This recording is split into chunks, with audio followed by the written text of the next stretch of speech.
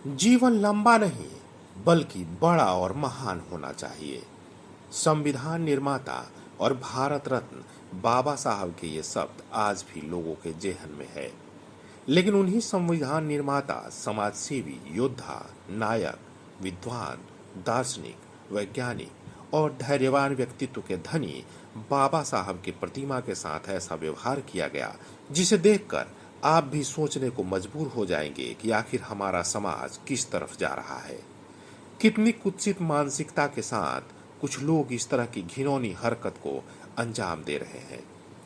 तस्वीरें सीएम नीतीश कुमार के गृह जिला बिहार शरीफ के भागन बीघा की हैं, जहां कुछ असामाजिक तत्वों ने बाबा साहब भीमराव अंबेडकर की मूर्ति को खंडित करने की कोशिश की है। बाबा साहब ने अपनी पूरी जिंदगी लोक कल्याण के लिए लगा दी, लेकिन उनकी मूर्ति के साथ ऐसा व्यवहार किया गया जिससे पूरे समाज में रोष है। लोग सवाल पूछ रहे हैं कि बाबा साहब से ऐसी क्या दुश्मनी जो उनकी मूर्ति के साथ ऐसा व्यवहार किया गया। इस घटना की जानकारी मिलने के बाद कांग्रेस सेवा यंग ब्रिगेड के प्रदेश अध्यक्ष आदित्य पासवान इकलौते ऐसे नेता रहे जो घटना स्थल पर पहुंचे और मामले की जानकारी ली। साथ ही कहा कि इस मामले को लेकर वो आगे तक ले जाएंगे। आदित्य पासवान ने बताया कि ऐसी घटनाओं का बिहार में चरितार्थ होना नीतीश सरकार के लिए शर्मनाक है। उन्होंने कहा कि बाबा साहब अंबेडकर की प्रतिमा खंडित कर देने से कोई बाबू कुंवर सिंह या महाराणा प्रताप नहीं बन सकता। आदित्य पासवान ने कहा कि प्रतिमा खंडित हुई है, विचारधारा नहीं, संविधान नहीं। आगे क्या कुछ और कहा, आप भी सुनिए। इससे जो संविधान को लोग मानते हैं और ये देश जो है ये संविधान से चल रहा है। मुझे मालूम चला, तुरंत आया मैं यहाँ पे कि हमारे परम पूजनीय बाबा साहब से बढ़ के इस धरती पर कोई नहीं है। हमारे लिए कोई है तो संविधान के निर्माता बाबा साहब भीमराव अंबेडकर हैं। और आज उनकी मूर्ति के साथ ऐसा किया गया और ये कोई पहली घटना नहीं है। ये कोई पहली घटना नहीं है। इस तरह की घटना पहले भी हुई है, बक्सर में हुआ है, मशरक में हुआ है और बिहार में अलग अलग जगह हुआ है। और देश में जो भी हमारी हिस्सेदारी को खा रहा है, जो हमारी हिस्सेदारी पे राज कर रहा है, वो लोग ऐसा काम कर रहे हैं। उन्हें यही दिक्कत है कि आज हम अपनी हिस्सेदारी मांग रहे हैं। उन्हें यही दिक्कत है कि दलित समाज जो है वो जाग चुका है और ये जागृति जो है उन्हें पच नहीं रहा है। इसलिए वो अगर डायरेक्ट हमला हम पर नहीं कर सकते हैं तो बाबा साहब की मूर्ति जो यहाँ लगी हुई है, रात में अंधेरे में अकेले में आकर के उस पर प्रहार करने का काम किया है। लेकिन हम संविधान के तहत रह करके उन्हें गिरफ्तार करा के सजा दिलाने का काम करेंगे। याद कीजिए वो दिन जब कहा गया था कि 100 में 90 शोषित, 90 भाग हमारा, 10 का राज 90 पे नहीं चलेगा। और वो क्यों कहा गया?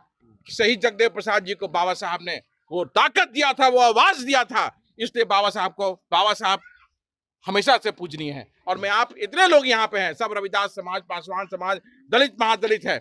मैं कहना चाहता हूं कि ये ऐसी घटना बार बार बिहार में इसलिए हो रही है कि हमें दलित महादलित करके बांट दिया गया है।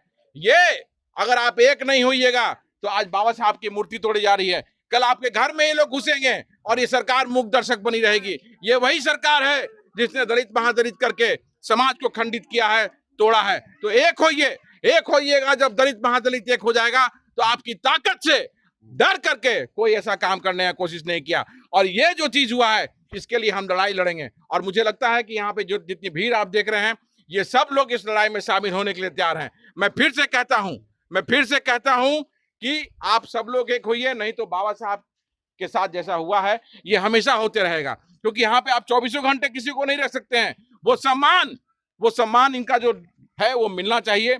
और सिर्फ अनुसूचित जाति जनजाति के लिए बाबा साहब ने नहीं किया, बाबा साहब ने पूरे देश के लिए किया। क्या महिला, क्या युवा, क्या आम आदमी, किसके लिए नहीं किया? तो ये लोग समझते नहीं है। बाबा साहब को एक जगह लाकर सिर्फ अनुसूचित जाति जनजाति के लिए उन्होंने उनका लीडर बना दिया है। तो अरे भाई, उन्होंने तो हमें हक दिया जो सदियों से हम पीड़ित रहे, युगों से हम पर शोषण और उत्पीड़न होते रहा, वो उससे निकालने का काम बाबा साहब भीमराव अम्बेडकर ने काम किया। याद कीजिए वो दिन। मैं आप सभी लोग से पूछता हूँ, जो पुराने लोग हैं, याद कीजिए वो दिन, या इनके बाप दादा जानते होंगे, जब सड़क पर अनुसूचित जाति जनजाति चलता था तो कमर पे झाड़ू बांध दिया था ताकि पीछे का जमीन जो है वो साफ होता रहे। तो उस चीज से दूर करने के लिए, छुआछूत से अलग करने के लिए बाबा साहब ने आरक्षण का प्रावधान हमें दिया।